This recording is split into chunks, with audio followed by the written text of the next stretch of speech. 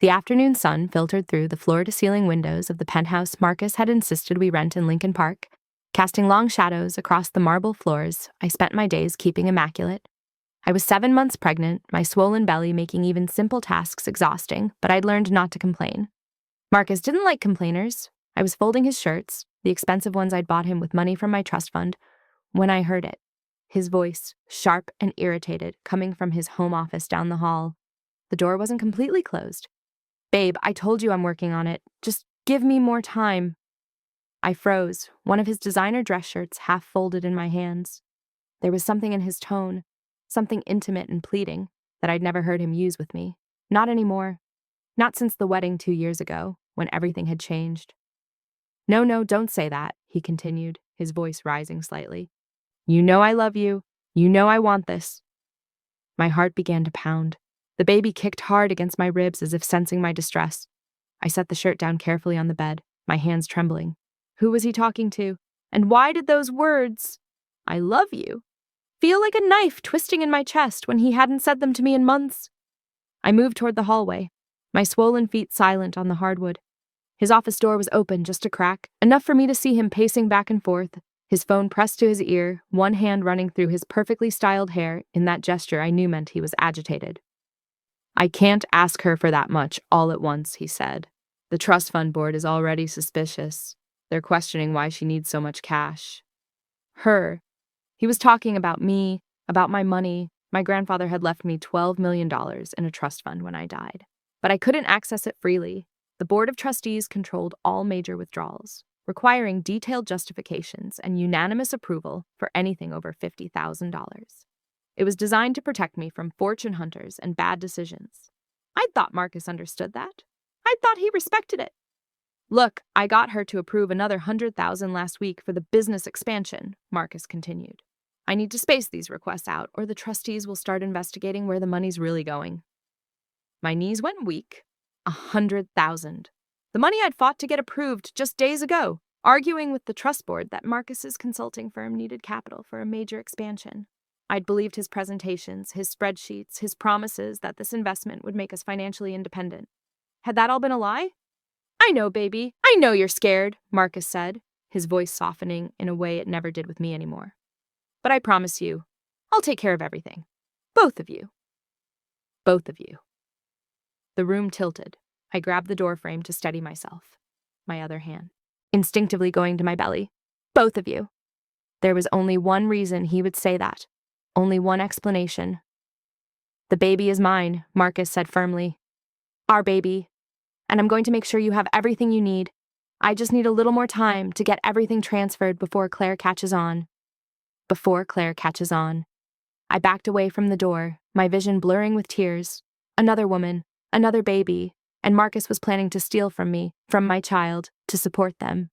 The panic hit me like a physical force. My chest tightened, my breath coming in short gasps. I stumbled back to the bedroom and sat on the edge of the bed, trying to breathe, trying to think, trying not to spiral into the darkness that had been threatening me for months. This pregnancy had been so hard. Morning sickness that lasted all day for the first 5 months, complications that put me on partial bed rest.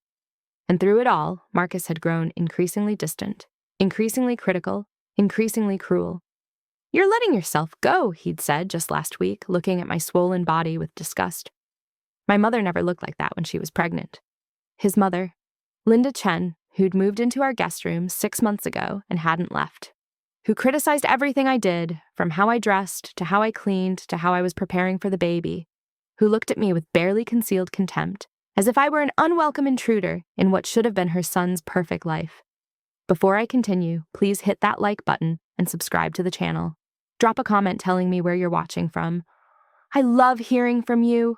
And if this story resonates with you, share it with someone who needs to hear it. I grabbed my phone with shaking hands and opened my banking app, not the trust fund account, which required 3 forms of approval for any transaction, but the personal checking account Marcus had set up for household expenses. I deposited my entire last paycheck there before I'd quit my job to support his business. That had been Marcus's idea too. "You can't build my company and work full-time," he'd said, "and the pregnancy is high risk. You need to focus on taking care of yourself and supporting me. Once the business takes off, you'll never have to work again." So I'd quit my position at the hedge fund where I'd been rising quickly. I'd given up my salary, my independence, my identity. All to be the supportive wife Marcus said he needed. The checking account loaded. I stared at the balance. $342, $18. $342.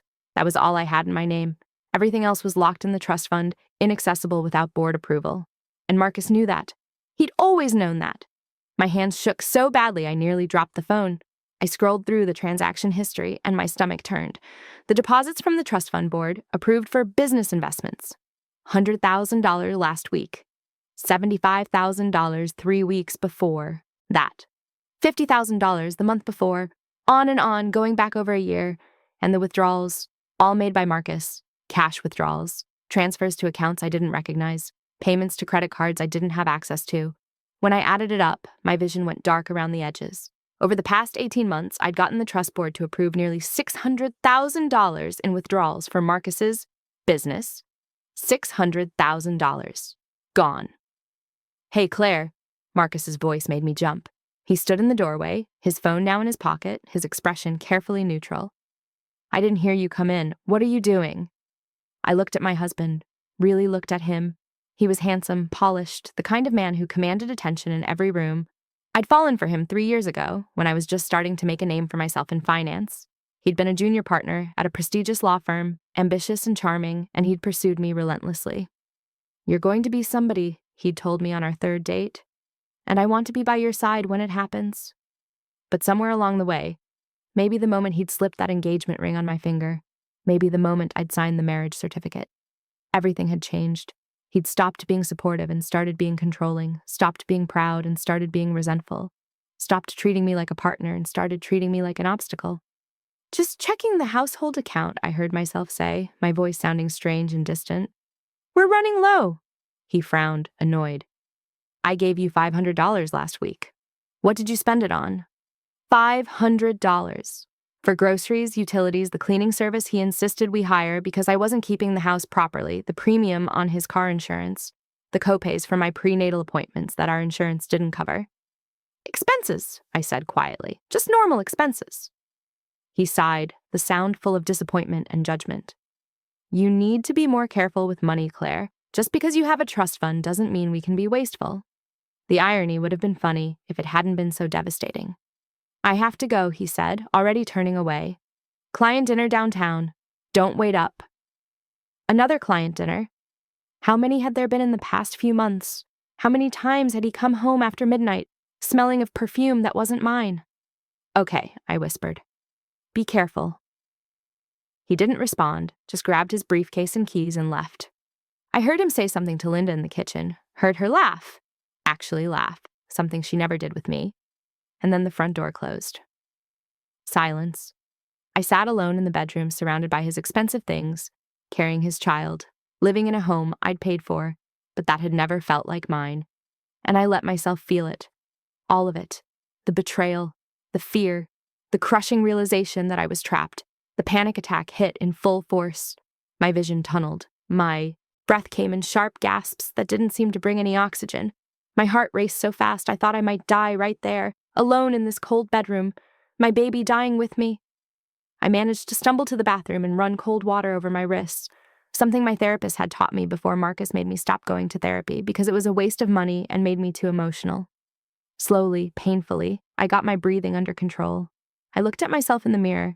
My face was pale and puffy from pregnancy. My hair hung limp around my shoulders.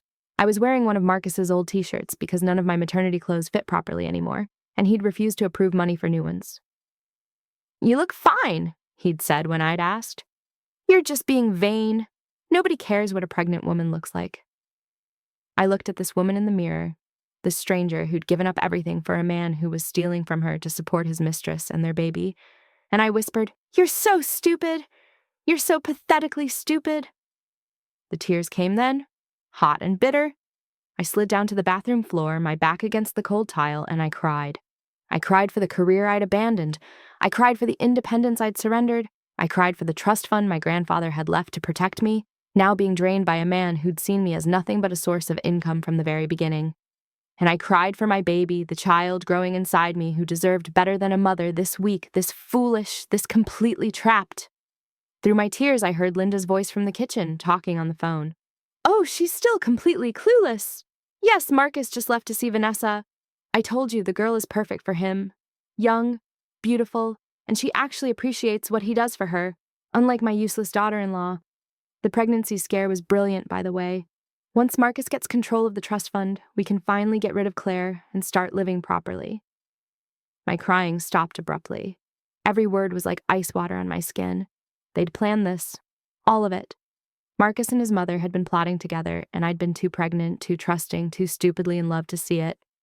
I don't know how long I sat on that bathroom floor. Long enough for the sun to set. Long enough for the baby to stop kicking and settle into sleep. Long enough for something inside me to quietly, carefully, completely shatter, and then reform into something harder.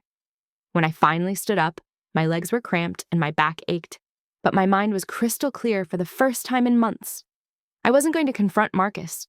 I wasn't going to cry and beg and ask him why. I wasn't going to give him the satisfaction of seeing me break. I was going to do something smarter. I was going to take back everything he'd stolen, and I was going to make sure he never saw it coming. But first, I needed help, and I needed information, and most importantly, I needed to protect my baby, because whatever happened next, my child would not grow up in this house of lies. I picked up my phone. My hand hovered over my brother David's number, but I didn't call. Marcus monitored my phone usage, questioned every call, every text. I'd learned to be careful. Instead, I opened an incognito browser and searched for women's legal aid services in Chicago.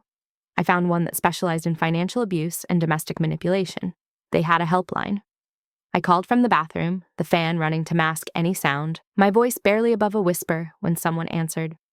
"My name is Claire," I said, "and I think my husband is stealing from me to support his mistress. And I'm 7 months pregnant, and I have nowhere to go, and I need help." The woman on the other end of the line didn't sound surprised. She'd probably heard this story 1,000 times before. "Claire," she said gently, "you've done the hardest part. You've admitted you need help. Now let us help you. Can you talk? Are you safe right now?" Safe. What a strange word. I was in a luxury penthouse in one of Chicago's most expensive neighborhoods, and I'd never felt less safe in my life. "For now," I whispered, "but I don't know for how much longer." "Then let's make a plan," she said. "A plan to get you and your baby out, and a plan to make sure your husband doesn't get away with what he's done." I listened. I took notes on my phone that I immediately emailed to myself and then deleted. I learned about financial forensic accountants and emergency custody orders and how to document everything without leaving a digital trail. And slowly, in that cold bathroom while my husband was out with his mistress and his mother plotted my destruction in the kitchen, I began to plan my escape.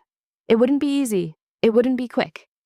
And it would require me to pretend, for weeks, maybe months, that I suspected nothing while I gathered evidence and built my case. But I would do it. For my baby. For my grandfather's legacy that was being stolen. For every woman who'd ever been made to feel stupid and worthless by a man who claimed to love her. Marcus Chen thought he'd found the perfect mark in me. A wealthy, trusting woman he could manipulate and control. He had no idea what he'd actually found. A mother protecting her child. And there was nothing more dangerous than that. Part 2. The ugly truth. The next morning, I woke to Linda banging pots in the kitchen. She did that deliberately, started cooking at 6 a.m., even though no one ate until 8, just to make sure I couldn't sleep. "Pregnant women need to be active," she'd said when I'd asked her to please be quieter. "Lying in bed all day is why you're so swollen."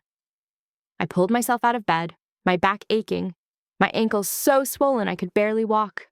The baby was sitting low now, pressing on my bladder, making every step uncomfortable. I caught a glimpse of myself in the mirror, hair a mess, face puffy, wearing Marcus's ratty t-shirt, and quickly looked away. In the kitchen, Linda was making elaborate breakfasts Marcus would barely touch before rushing off to work. Eggs Benedict, fresh squeezed orange juice, artisanal bread from the bakery 5 blocks away that cost $12 a loaf. "Good morning," I said quietly. She didn't turn around. "Coffee's on the counter. Oh, wait, you can't have coffee, can you? Because of the baby." Her tone made it clear she thought my pregnancy was an inconvenience. "There's decaf, somewhere." I poured myself water instead, my hands still shaking from yesterday's discovery.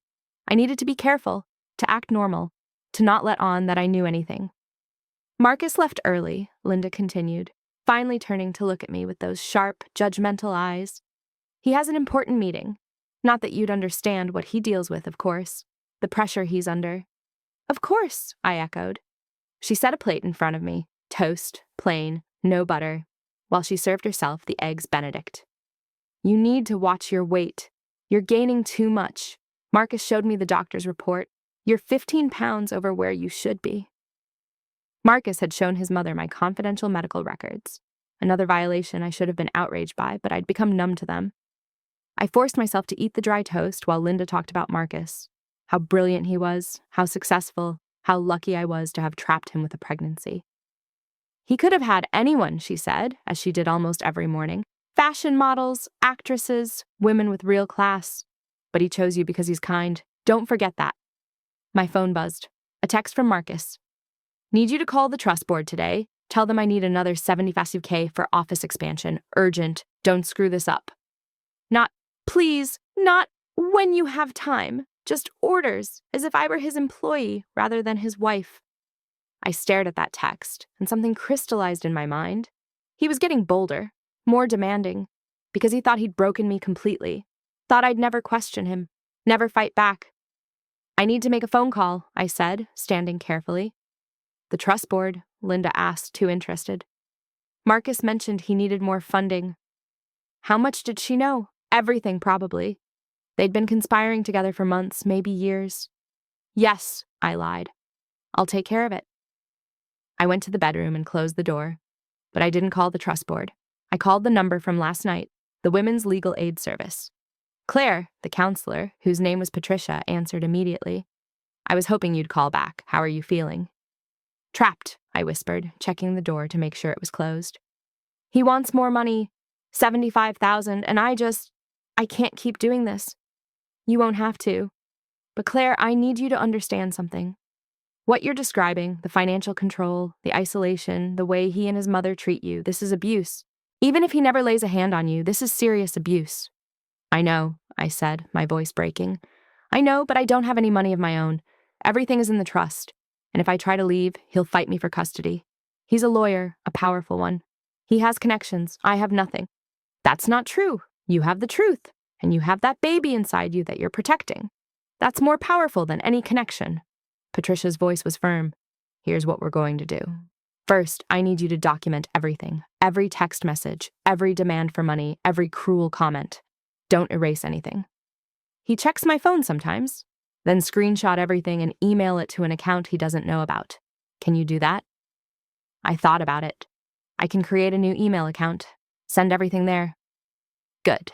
Second, I'm going to connect you with a forensic accountant who specializes in trust fund fraud. Her name is Rebecca Santos, and she works on a contingency basis for abuse victims. She'll help you trace where that money actually went. But won't that cost? She works for free initially. Once we prove fraud, your husband will pay all legal fees. Trust me, Claire, we do this all the time. All the time. How many women like me were there? How many pregnant, isolated, financially abused women who thought they had no way out? Third, Patricia continued, we need to get you to a doctor who can document your condition. Not your regular OB. Marcus probably has influence there. A different doctor, one at our women's center. Someone who can note your stress levels, your physical condition, everything that can be used to show you've been under severe duress. Okay, I said. My mind was racing. For the first time in months, I felt like I could breathe. When? Today, if possible. Can you leave the house? I can say I'm going to the grocery store. Perfect. I'll text you an address. Don't put it in your regular GPS. Use an incognito browser to get directions. And Claire, bring any financial documents you can find. Bank statements, trust fund paperwork, anything. After I hung up, I sat on the bed for a long moment, gathering my courage.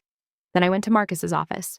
He kept everything locked, but I'd watched him enter the combination on his safe dozens of times. 00927, his mother's birthday. He'd never imagined I'd have reason to look inside.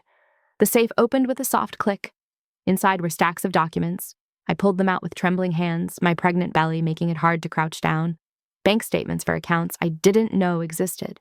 Credit card bills for cards in his name only, showing charges at expensive hotels, jewelry stores, restaurants. A file labeled VC with apartment lease agreements, car payments, medical bills. VC Vanessa Carter, presumably. He was paying for her entire life while I lived on $300 and wore his old t-shirts. But there was more. A document from a psychiatrist I'd never heard of, Dr. Leonard Morrison, dated 3 weeks ago. It was a psychological evaluation of me. Except I'd never met Dr. Morrison. The report was devastating. It claimed I was emotionally unstable, paranoid, and potentially a danger to myself and my unborn child. It recommended I be placed under a psychiatric hold immediately after giving birth, with Marcus granted emergency custody. My hands shook so badly I almost dropped the papers. This was their plan. Have me declared mentally incompetent, take my baby, control my trust fund. And it was all based on lies. Lies from a doctor I'd never even met. I photographed everything with my phone, my heart pounding, then I carefully put it all back exactly as I'd found it and locked the safe. In the kitchen, Linda was watching her morning talk shows. "Where are you going?" she demanded when she saw me putting on my coat. "Grocery shopping. We're out of milk." "Take my list." She thrust a piece of paper at me. It had 20 items on it, half of them expensive and specialty. "And don't forget to use the coupons. We can't waste money." We can't waste money while Marcus spent $600,000 of my trust fund on his mistress. Of course, I said. The Women's Center was in a modest building in Rogers Park, far from my usual haunts in Lincoln Park. I parked 2 blocks away, paranoid that Marcus might somehow track my car, and walked. Every step hurt. My back ached. My feet were swollen.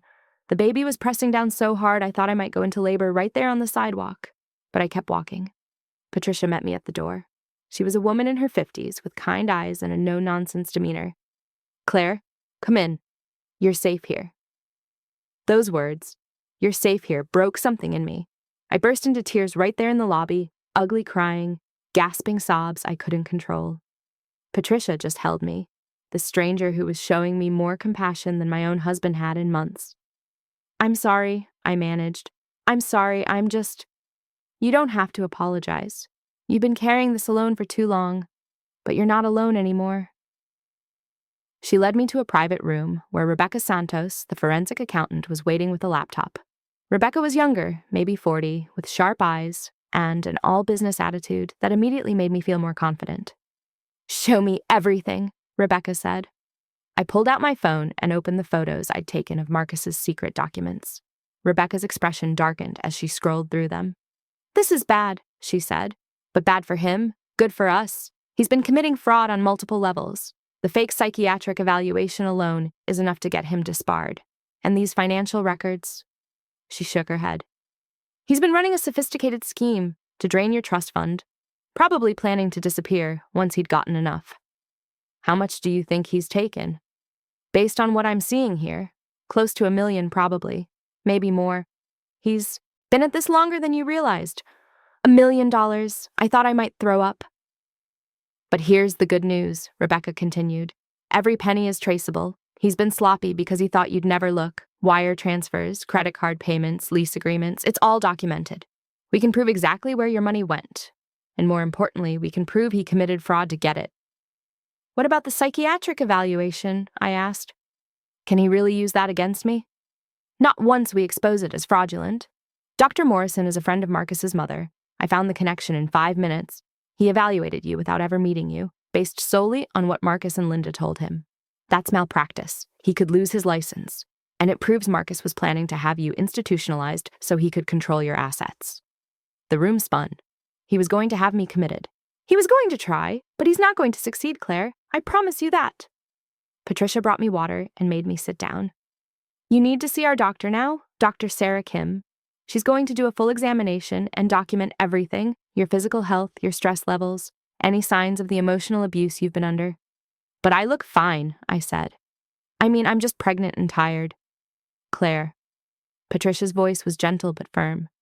"Your blood pressure is probably through the roof. You're undernourished, despite being 7 months pregnant. You have visible signs of chronic stress. None of that is fine, and all of it matters for the custody case." Custody case. The words made my stomach clench.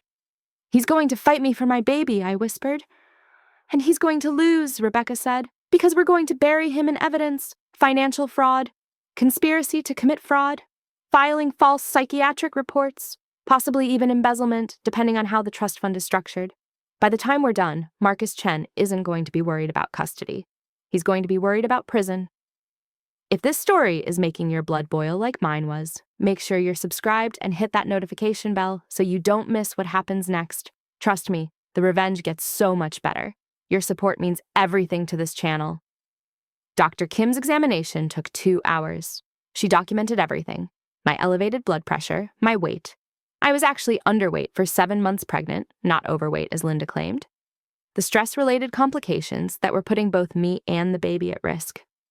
"Mrs. Chen," Dr. Kim said gently when the examination was over, "I need you to understand something. Your pregnancy is high risk right now, not because of anything you've done wrong, but because of the environment you're living in. Chronic stress can cause premature labor, low birth weight, developmental issues. You need to get out of that house." "I can't," I said. "I have nowhere to go, no money, no—" "We have emergency housing for women in your situation," Patricia interrupted. "Safe houses where your husband can't find you, where you can rest and prepare for the birth without fear. But he'll know I left. He'll come looking for me, and he has lawyers and connections and we have the law on our side," Rebecca said firmly. "Claire, I know you're scared, but you have to trust us. We do this for a living. We protect women like you, and we win." I wanted to believe them, but the fear was so deep, so bone deep, that I couldn't quite grasp onto hope. "I need to think about it," I said finally. They didn't push. Patricia gave me her personal cell phone number. "Call anytime, day or night. If you're in danger, if you're scared, if you just need to talk, we're here." I left the Women's Center with a folder full of documents, a safety plan, and the first real hope I'd felt in months. But I also left with terror because I knew what came next. I had to go back home, back to Marcus and Linda, back to pretending I was still the broken, compliant wife they thought they'd created, and I had to keep pretending until the trap was set. When I got home 3 hours later, Linda was furious. "Where have you been? The grocery store doesn't take 3 hours. I got dizzy, I lied. I had to sit down for a while. The baby. Everything is always about the baby with you." She snatched the grocery bags from my hands. "You didn't even get half the things on my list. Useless." Marcus came home at 10 p.m., smelling of perfume. He barely looked at me. "Did you call the trust board?" he demanded. "Not yet. I was going to—" "Claire." His voice was sharp. "I gave you one simple task. Call them tomorrow first thing. Tell them I need the $75,000 by Friday. Do you understand?" "Yes," I whispered. He stared at me for a long moment, and I saw something in his eyes. Calculation? Assessment? He was evaluating how much further he could push me, how much more he could take before I broke completely. "Good," he said finally. "I'm going to take a shower." As he walked away, Linda appeared beside me. "You're lucky he's patient with you," she said quietly. "Not many men would put up with a wife as useless as you." I didn't respond. I just went to the bedroom, closed the door, and sent Patricia a text. "I can't do this anymore. I need to get out soon." Her response came immediately. "Then let's do it. Tomorrow, I'll send you instructions. Pack a bag. Be ready." I looked around the bedroom, at Marcus's expensive suits in the closet, at the king-size bed I slept in alone most nights, at the life I'd thought I was building that had turned out to be nothing but lies, and I made my decision. Tomorrow, I was leaving, and I was taking everything Marcus had stolen from me. But first, he was going to make one more mistake, because tomorrow I was going to call the trust board, and I was going to tell them everything. I didn't sleep that night. How could I? Every time I closed my eyes, I saw Marcus's face when he realized I knew. I saw Linda's rage. I saw the fake psychiatric report that could steal my baby. But mostly I saw my child growing up thinking their mother was weak, broken, someone who let herself be destroyed. I couldn't let that happen. At 3 a.m., while Marcus snored beside me and Linda slept in the guest room, I crept into the bathroom and locked the door.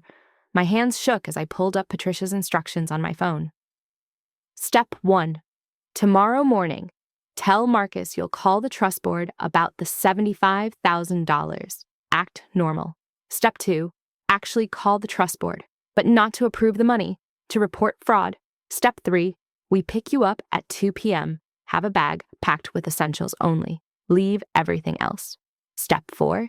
Legal papers will be filed simultaneously: emergency protective order, custody filing, and criminal complaint. Step 5, you disappear into protective housing until the baby is born and the legal case is resolved. I read it 5 times, memorizing every detail, then deleted the message. My heart was hammering so hard I thought it might wake Marcus. Could I really do this?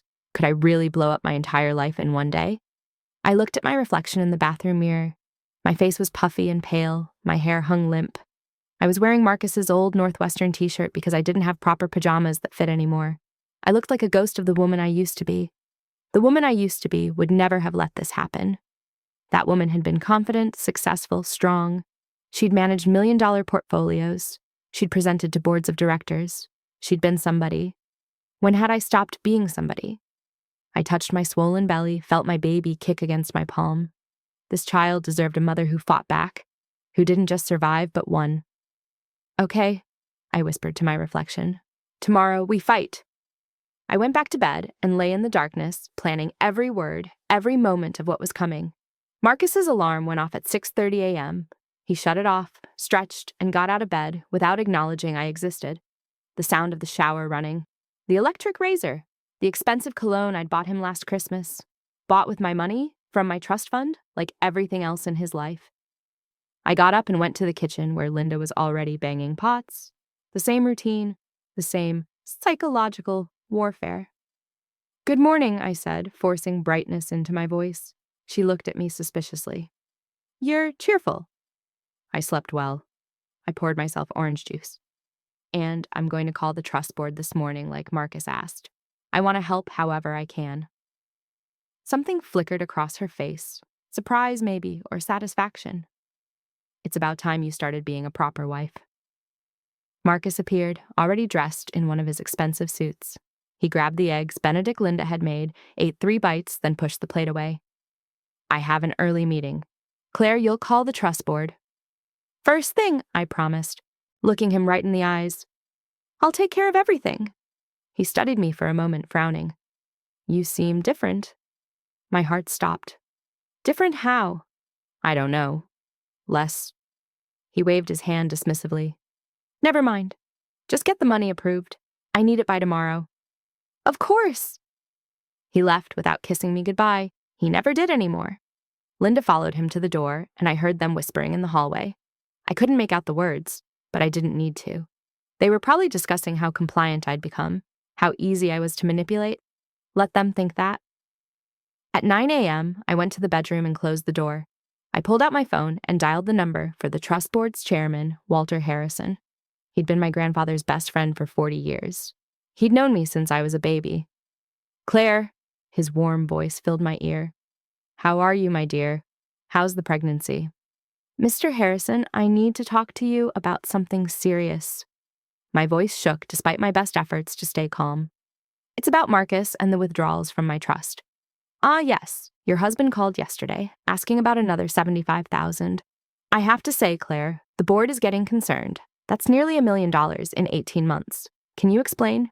Mr. Harrison, I need you to listen to me very carefully. I took a deep breath.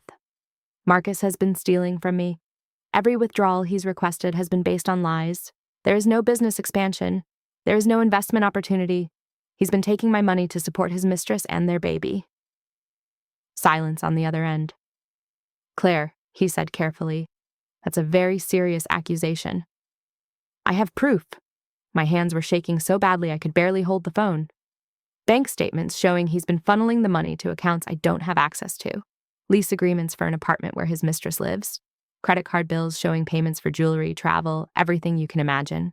And Mr. Harrison, he's been planning to have me declared mentally incompetent so he can get full control of the trust. I have a fake psychiatric evaluation written by a doctor I've never met. My God. I need help, please. I'm 7 months pregnant and I have nowhere to go and he's going to realize I know and I don't know what he'll do. Claire, stop. Breathe. Mr. Harrison's voice was firm. Where are you right now? At home. But I'm leaving today. There's a women's shelter that's going to take me. I just needed you to know before I disappeared. I needed the trust board to freeze everything so he can't take any more. Consider it done. As of this moment, every account is frozen. No withdrawals, no transfers, nothing. And Claire, I'm going to need copies of everything you have, every piece of evidence. Can you get that to me? I'm working with a forensic accountant, Rebecca Santos. She has everything documented. Good, I know Rebecca. She's excellent. He paused. Claire, your grandfather would be so proud of you right now. I know this is terrifying, but you're doing the right thing. You're protecting yourself and your baby. That's what matters. Tears streamed down my face. Thank you. Call me as soon as you're somewhere safe. I'll have the board's lawyers on this immediately, and Claire, Marcus isn't going to know what hit him. After I hung up, I sat on the bed for a long moment, processing what I'd just done. The trust was frozen. Marcus couldn't get another cent, and within hours, he was going to discover that his ATM had just closed permanently. I pulled out the small suitcase I'd hidden in the back of the closet and began to pack. Not much, just essentials, maternity clothes, toiletries, the few pieces of jewelry that had been my grandmother's, my laptop. Most importantly, the folder of documents I'd photocopied from Marcus's safe. At 1:45 p.m., I was ready. My bag was packed. I was wearing my most comfortable maternity dress and the only pair of shoes that still fit my swollen feet. I'd left a note on the kitchen counter, just 3 words. I know everything. At 1:58 p.m., my phone buzzed. A text from Patricia. Car is outside. Blue Honda, come now. I picked up my bag, took one last look at the penthouse that had been my prison for 2 years, and walked out the door. The blue Honda was waiting at the curb. Patricia was in the driver's seat. She jumped out when she saw me and took my bag. You did it. You actually did it. I did it, I whispered, and then I was crying. Great heaving sobs of relief and terror and liberation all mixed together. Patricia helped me into the car. We need to go, now. Your husband is going to realize the trust is frozen any minute, and when he does... She didn't finish the sentence. She didn't have to. We drove to a nondescript apartment building in Albany Park. Patricia explained it was a safe house, funded by donations and completely off the grid. No one knows this address except the staff and the women we're protecting. You'll be safe here. The apartment was small but clean. 2 bedrooms, a kitchen, a living room with comfortable furniture. Another pregnant woman was in the kitchen making tea. She looked at me with understanding in her eyes. I'm Maria, she said. I've been here 3 weeks. You're safe now. Those words again. You're safe now. I wanted to believe them. At 4:37 p.m., my phone exploded with calls and texts from Marcus. I'd turned off the location services before I left, but he was trying everything. Where are you? Claire, answer your phone. The trust board says you accused me of fraud. What the hell did you do? You stupid bitch, do you have any idea what you've done? Call me right now or I'm calling the police. I showed the messages to Patricia. She smiled grimly. Perfect. These are evidence of harassment. Keep them all. At 5:15 p.m., there was a knock at the door of the safe house. I froze in terror, but Patricia checked the security camera and relaxed. It's Rebecca. Rebecca Santos came in with a laptop and a triumphant expression. It's done. We filed everything this afternoon. Emergency protective order granted. Marcus can't come within 500 feet of you. Custody papers filed, with you requesting full custody. And the criminal complaint. The DA is very interested in prosecuting. Fraud, embezzlement, conspiracy to commit fraud, filing false documents. He's going to be so angry, I whispered. He's going to be arrested, Rebecca corrected. I just got off the phone with the detective handling the case. They're picking him up tomorrow morning. I felt dizzy. Tomorrow? They're executing a search warrant on your penthouse tonight. They'll seize his computer, his phone, all his financial records. By tomorrow morning, Marcus Chen is going to understand exactly how much trouble he's in. My phone rang. Marcus again. This time I answered, putting it on speaker so Patricia and Rebecca could hear. Claire. His voice was dangerously calm. Too calm. Where are you? Somewhere safe. Safe? Safe from what? From your husband? From your home? What lies have people been telling you? No lies, Marcus. Just the truth. I know about Vanessa. I know about the baby. I know about the money you've been stealing from me for 18 months. I know everything. Silence. When he spoke again, the calm was gone. You went through my private documents. You violated my privacy. Your privacy? You stole $600,000 from me. That money was for our future, for the business. Everything I did was for us. And Vanessa, was she for us too? He made a strangled sound. That's complicated. You don't understand. I understand perfectly. You married me for my money. You isolated me, controlled me, made me think I was stupid and useless. And all along, you were planning to have me declared insane so you could steal my entire trust fund. Claire, please, come home. We can talk about this. I love you. You never loved me. You love my bank account. My voice was shaking but strong. And by the way, the trust is frozen. You can't access another cent. And I've filed for divorce, for full custody of our baby, and criminal charges for fraud. So you can tell Vanessa she's not getting her apartment or her car payments or whatever else you promised her with my money. You can't do this to me, he was screaming now. I'm a lawyer. I have connections. I'll destroy you. I'll prove you're mentally unstable. I'll take that baby the second it's born. Try it. I have recordings of this conversation. I have your fake psychiatric evaluation. I have every receipt, every bank statement, every lie you told documented. And I have lawyers who actually know what they're doing. Claire, goodbye, Marcus. See you in court. I hung up. My whole body was shaking, but I'd done it. I'd stood up to him. For the first time in 2 years, I'd fought back. Patricia was grinning. That was beautiful. That was terrifying, I corrected. But I was smiling too. That night, I lay in bed in the safe house, my baby kicking vigorously inside me as if celebrating our freedom. Maria was in the next room. Patricia had gone home but promised to come back first thing in the morning. My phone buzzed with a text from Mr. Harrison. Search warrant executed. Police seized extensive evidence from Marcus's office and home. His mother was present and quite vocal. This is going to be very interesting. Linda had been there when the police came. I could only imagine her fury, her shame that the neighbors had seen, her rage at me for daring to fight back. Good. Let her rage. She'd been conspiring to steal from me just as much as Marcus had. Another text, this time from David. Patricia had finally called him to let him know where I was. Claire, why didn't you tell me? I would have helped. I'm coming to see you tomorrow. Love you, sis. I cried reading that. I'd been so isolated for so long, I'd forgotten I had people who actually cared about me, people who weren't trying to use me or steal from me or destroy me. The next morning, I woke to the sound of Maria making breakfast. Real breakfast. Eggs, toast, fruit. Not Linda's elaborate shows of cooking that were really just ways to make me feel inadequate. The morning sickness better? Maria asked. Actually, I haven't been sick in days. Maybe it was stress. Probably. I stopped having panic attacks the day I left my husband. She smiled. You get used to it. The peace, the quiet, the feeling of being safe. David arrived at noon with bags of groceries and a fierce hug. I should have seen it, he said, his voice rough with emotion. I should have known something was wrong. I didn't want you to know. I was ashamed. Ashamed? Claire, you have nothing to be ashamed of. He's the one who should be ashamed. He's the criminal. Have you heard anything?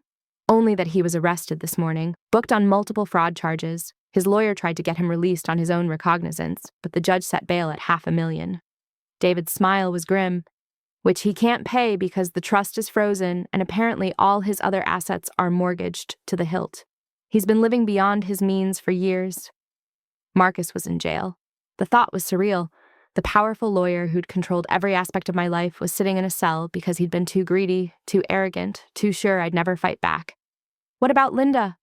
She's not been charged with anything yet, but Rebecca says they're investigating her involvement. Apparently she knew everything and was actively helping Marcus plan the fraud. David shook his head. How did I not see what a monster he was? Because he was good at hiding it, and I was good at pretending everything was fine. Over the next week, the story exploded across Chicago's legal and social circles. Marcus Chen, rising star attorney, arrested for defrauding his heiress wife. The details were salacious. The mistress, the fake pregnancy scare Vanessa had apparently used to extort money, the mother who'd conspired with her son, the plan to have me declared insane. The press called me the brave heiress who fought back. They didn't know how close I'd come to not fighting at all. How many nights I'd considered just running away and letting Marcus have everything, how the shame and fear had nearly destroyed me. But I had fought back, and I was winning. The divorce proceedings were swift and brutal. Marcus tried to argue for joint custody, but the evidence was overwhelming.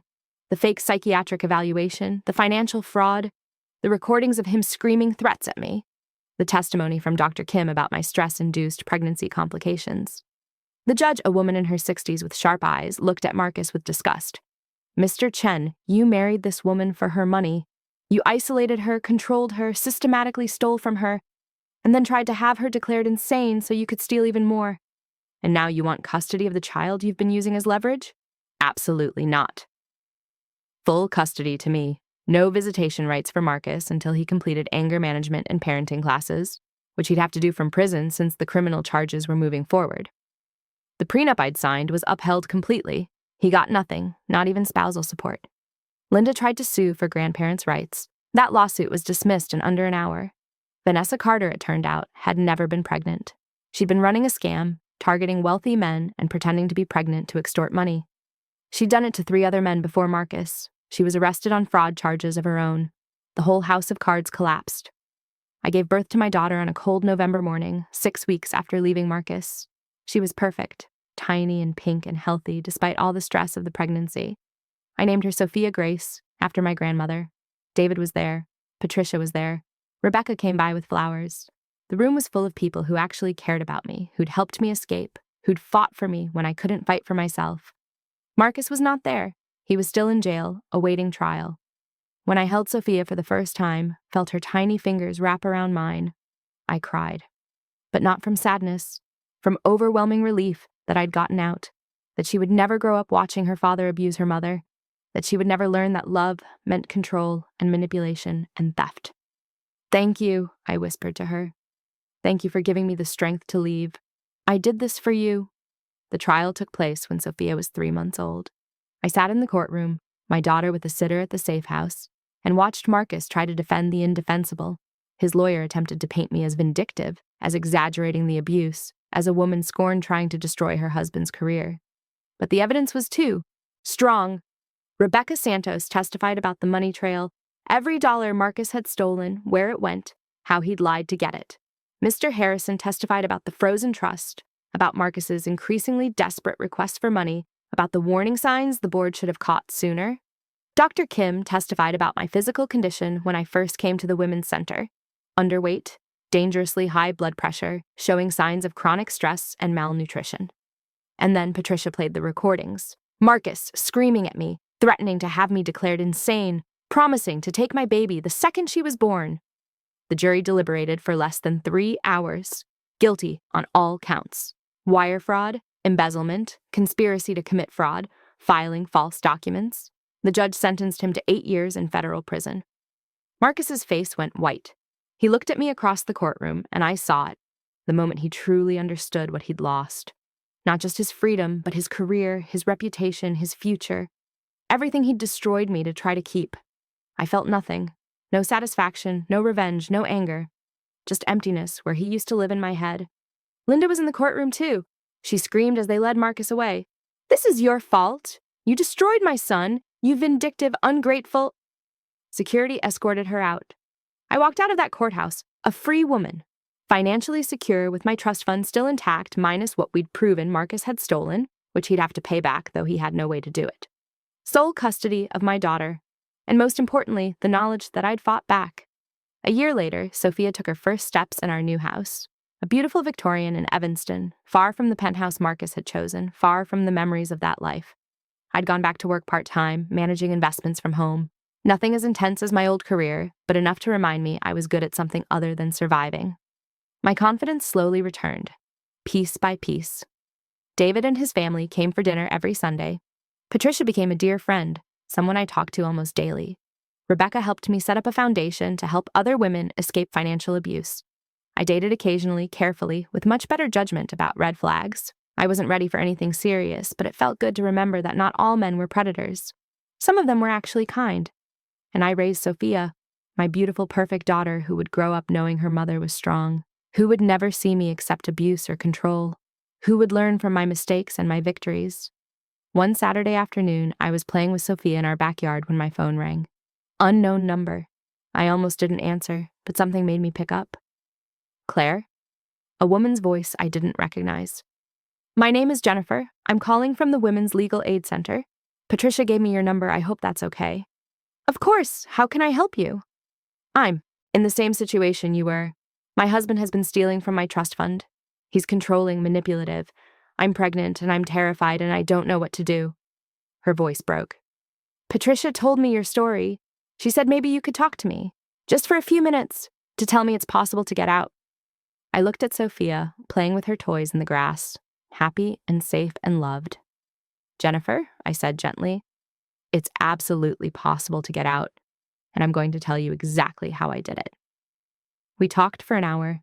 I shared everything, the fear, the shame, the moment I decided to fight back, the resources that helped me, the victory that came after the struggle. When we hung up, she was crying. Thank you so much. I feel like I can breathe for the first time in months. Call me anytime, I said. You're not alone anymore. That became my purpose, helping other women, funding Patricia's Women's Center, speaking at events about financial abuse and how to recognize the signs, turning my nightmare into something that could save other people. Marcus wrote me letters from prison. I never opened them. I didn't need to know what he had to say. Apologies, probably. Or maybe more manipulation and blame. It didn't matter. He was my past. Sophia was my future. On the 3-year anniversary of the day I left, I went back to the penthouse building. Not inside. I'd sold that property immediately after the divorce. But just to stand outside and look up at what used to be my prison. The building looked smaller than I remembered. Less intimidating. Just a building, not a symbol of my captivity. You can't hurt me anymore, I whispered. Not to the building, but to the memories inside it. To Marcus, to Linda, to the woman I'd been who'd believed their lies. I got back in my car where Sophia was sleeping in her car seat.